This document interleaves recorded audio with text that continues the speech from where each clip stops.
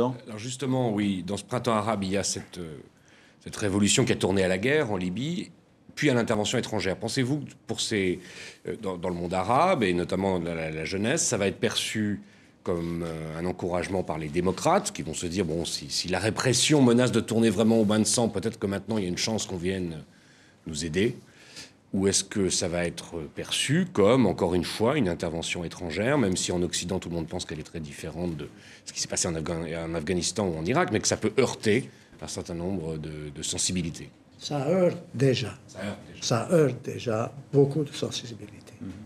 N'oubliez pas que les Libyens, au début, ont dit très très clairement, nous ne voulons pas d'intervention. Nous voulons faire ça tout seul. Bon, ensuite, évidemment, ça a mal tourné pour eux. Et ils acceptent et soutiennent et considèrent que cette intervention a été, beaucoup d'entre eux, considèrent que cette intervention étrangère a été positive. Maintenant, elle a été positive ou elle a été décisive? Parce que on se rappelle de la situation à Benghazi. Est-ce que l'intervention étrangère a été décisive en fait? Je crois qu'elle a été décisive. Maintenant, tout dépend de ce que vous allez faire, de ce que les Occidentaux qui sont intervenus vont faire.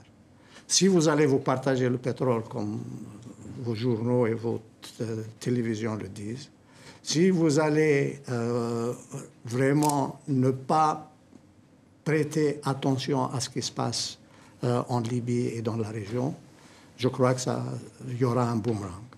Mais si on se conduit correctement, si, comme Hassan a dit, on laisse vraiment les Libyens maintenant organiser leur pays, ça va être difficile, ça va être compliqué, mais ils doivent le faire. Deuxièmement, je crois que les voisins de la Libye ont des responsabilités qu'ils n'ont pas assumées encore. L'Égypte, la Tunisie? L'Égypte, la Tunisie et l'Algérie, en particulier. Ils ont des responsabilités qu'ils n'ont pas assumées, et le plus tôt ils assument ces responsabilités, mieux ça va.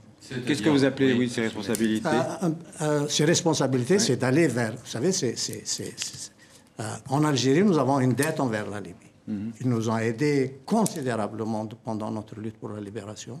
Vous en faisiez partie, d'ailleurs? Absolument. Et je crois qu'ils nous écouteraient si on leur disait... Surtout si on allait ensemble avec les Égyptiens et les Tunisiens pour leur dire, écoutez, vous avez besoin d'aide. Vous avez un gros problème, vous ne pouvez pas les résoudre tout seul. Nous sommes vos voisins, nous sommes vos frères, nous pouvons vous aider. Ça suffirait de leur dire ça, vous? Ça suffirait de leur dire ça si les Occidentaux ne vont pas leur dire, attention, n'écoutez pas ces gens-là, vous n'ont pas soutenu, c'est nous que vous avons soutenu, ne leur parlez pas. C'est une guerre du pétrole pour vous? Il y a un aspect guerre du pétrole. Enfin, moi, je le lis dans vos journaux et je l'entends dans vos télévisions.